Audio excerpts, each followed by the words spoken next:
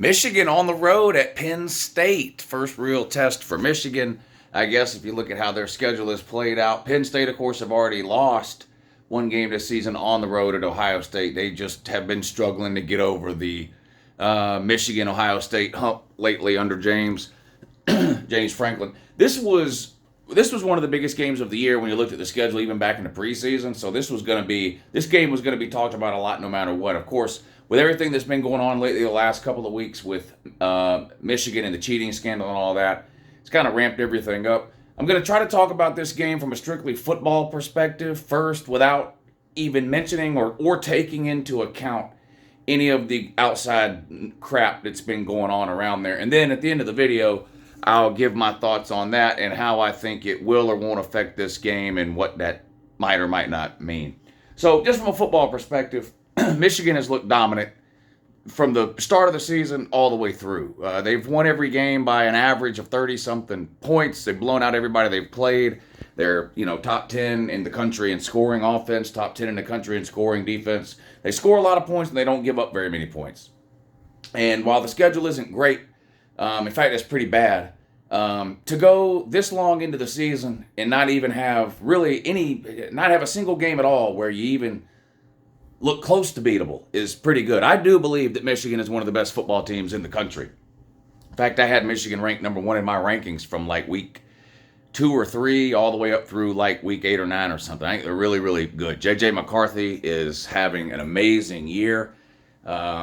He's something like 21-1 as a starter now. His only loss as a starter was TCU last year, I guess. Their offense is clicking. They've got one of the best offensive lines in all of college football, like they seem to every single year. And I think their wide receivers are playing better this year than what we have seen in years past. If you were going to try to maybe nitpick Michigan offensively over the last couple of years, where they were really, really good, beating Ohio State, winning the Big Ten, making the playoffs, of course, coming up short there with the 2 first-round playoff losses. But if you were going to nitpick them over the last couple of years, you would have said maybe you want J.J. McCarthy to play a little bit better, although he was pretty good to start with. And, maybe you need kind of a marquee wide receiver to emerge, a little bit more of a downfield passing game. Again, that's nitpicking. Michigan was obviously really good. They won the Big Ten and made the playoffs. But if you were nitpicking Michigan, those were the 2 areas you looked at, and those 2 areas have improved. They still have a dominant ground game. They still have a dominant offensive line. Over on the defensive side of the ball, again, this is an area where they have been good for a long time on defense, and that continues to be the case this year. They have one of, if not the best defenses in all of college football. Again, just smothering every single team they have played so far. Now, the best team probably they have played was the Rutgers team they played last week, an unranked Rutgers team, and we can go round and round about how good they really are. It's no secret that Michigan's schedule is pretty bad. Now, that doesn't mean that Michigan's not a good team. One doesn't have anything to do with the other, right? You can be the greatest team ever and play a sorry schedule. You're still the greatest team ever. I mean, Michigan can't help that their opponents are bad. Now, their non-con schedule, that's on them. 2 years in a row now, Michigan has not played a Power 5 opponent in the non-con. That's bad. But as far as the conference schedule goes, it is what it is. And just because the teams Michigan have played have been bad does not make Michigan a bad team. The 2 things have nothing to do with each other. Michigan is a really, really good team. If you've watched any Michigan at all this year and you don't know they're a good team, I don't know why you're watching college football. Doesn't mean they're going to win every game they play. Doesn't mean they're going to win the Big Ten. Doesn't mean they're going to make or win the playoffs or anything like that. But they are a really good team. All right, now Penn State, on the other hand, kind of a similar story. Great running game last year. Felt limited with Sean Clifford at quarterback, really for the last couple of years there, and they've kind of lacked a little bit of playmaking ability on the outside as well. Great lines of scrimmage, good running game. It just never really came together for Sean Clifford. And so a lot of eggs got put in the Drew Aller basket for Penn State and Penn State fans, right? Very highly recruited, looks like a prototypical NFL quarterback when you see him dress out and run out onto the field. And at times this season, he has played well. And last week, he probably had his best game of the season. The problem is, when it mattered the most for Penn State and Drew Aller on the road at Ohio State, Drew Aller was nowhere to be found. He had a terrible game, didn't play well at all, And it looked like the same old story for Penn State that we've been seeing really year after year after year since, I guess, about 2016, which was the last time they managed to win the Big Ten.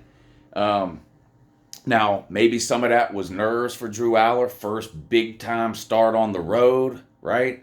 Yeah, I don't know, but it sure reminded me watching them play on the road at Ohio State. It sure reminded me of every Penn State team I've seen over the last 6 or 7 years. A team that's going to win 9 or 10 games, but not good enough to beat the big boys in the Big Ten. That's just what it looked like during that game at the time. Clearly, they can get better. Drew Aller, you would assume, as every game goes by, he's gaining more experience and more confidence. Maybe he's apt to improve. And again, last week he looked really, really good. Defensively, I think Penn State has played pretty well for the most part, even in the Ohio State game. Now, Ohio State doesn't have anywhere near the offense that they've had in years past, so maybe that's not a true judge of what Penn State's defense really is. But again, we're not in week 2 or 3 here.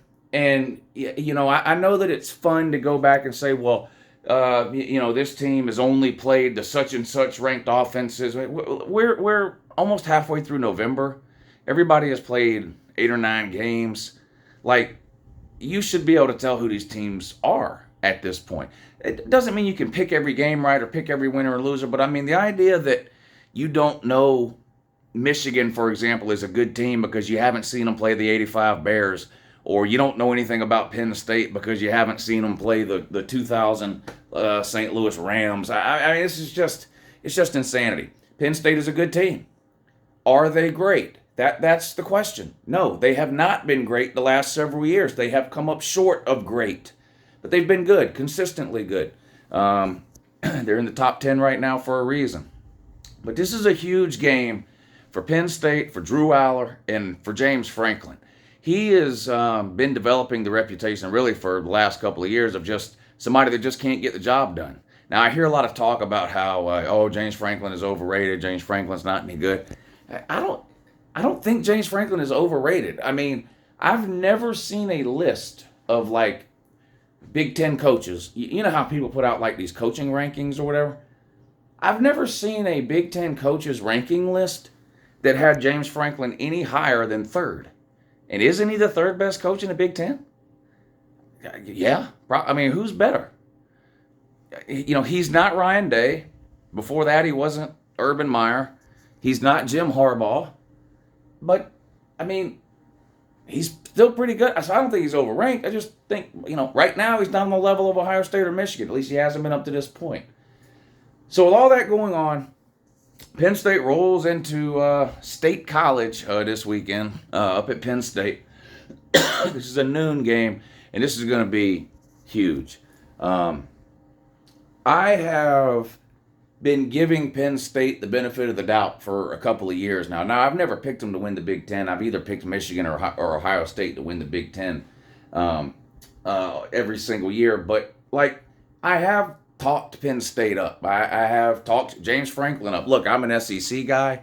If I live to be 500 years old, I'll never forget James Franklin winning 9 and 10 games, whatever it was, at Vandy. Like that, my mind will remain blown for the rest of my life over that fact. But the reality is you can't live off of that forever. And Penn State doesn't care anymore what you did at Vandy. It's time for James Franklin and Penn State to start winning some of these games. It just is. How many highly rated quarterbacks do we have to go through here before we find one that can win a game for you? Because that was the deal with Sean Clifford. That guy was never winning you a game. You better hope you had a great running game and good lines of scrimmage and could control the game defensively, and then cross your fingers that Sean Clifford just didn't do anything to screw it up. And again, that's what all the excitement about Drew Aller was, is they felt like he was going to be able to give them something offensively that Sean Clifford didn't. And up to this point in the season, that has not been the case. It's hard to tell the difference if you've watched Penn State this year between Sean Clifford-led Penn State teams and what we've seen this year from Drew Aller. This Saturday is another opportunity for Penn State to prove people wrong, including myself. I have jumped off the Penn State party train, or whatever you want to call it. I still think Penn State's a really good team. I still think James Franklin is a really good coach. Maybe he's not great. Penn State, maybe not great.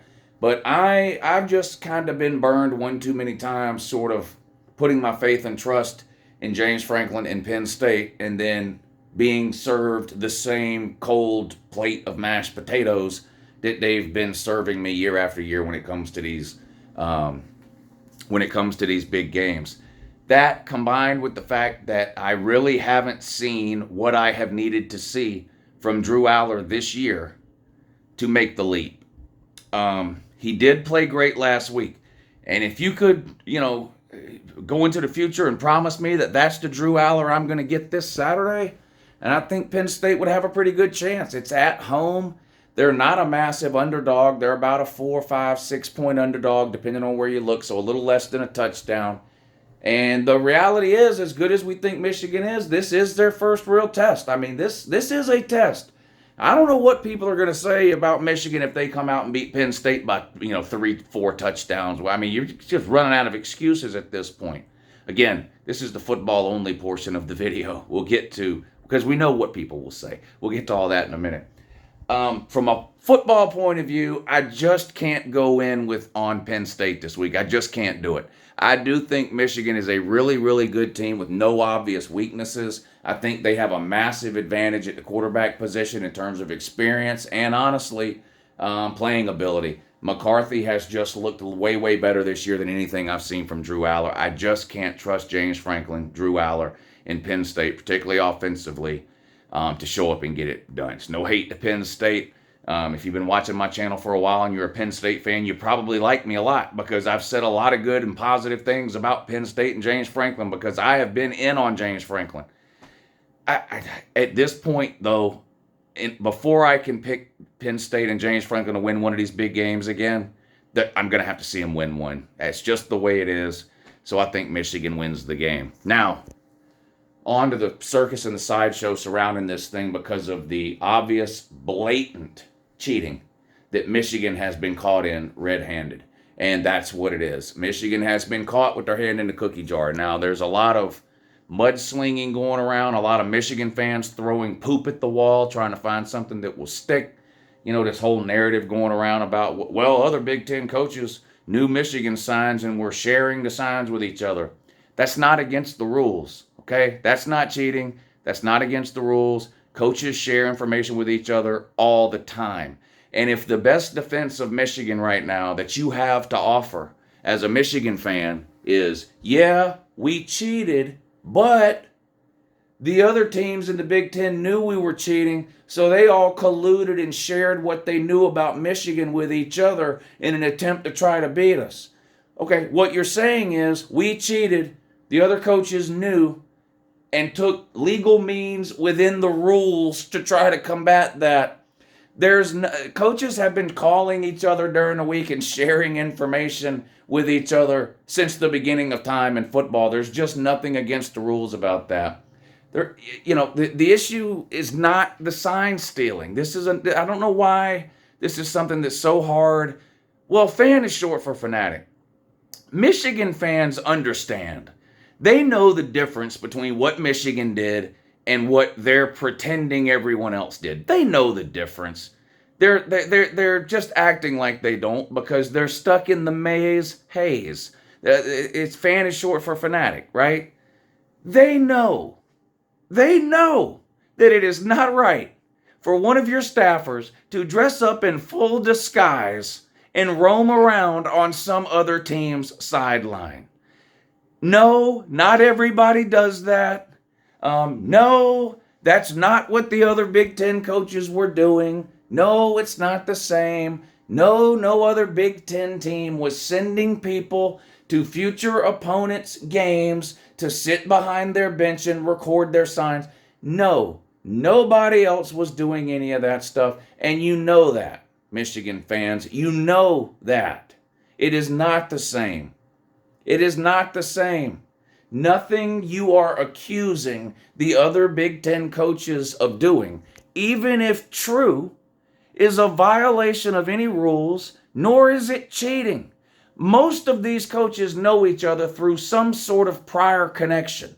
Every staff has some position coach who used to work at this team with this guy who now works at that school. And when you got a game coming up, you can call. Hell, in the press conference this week, Lane Kiffin, Ole Miss is playing Georgia this week. And Lane Kiffin gave his opening week press conference or whatever about the game, and he said, he was talking about how hard it's going to be for them to go into Athens and win at Georgia, and Georgia's won all these games in a row, and they haven't lost at home since 2019. And then he goes, the coach of that team that beat them back in 2019, I can't even call him and ask him for any pointers because he's now on the staff at Georgia.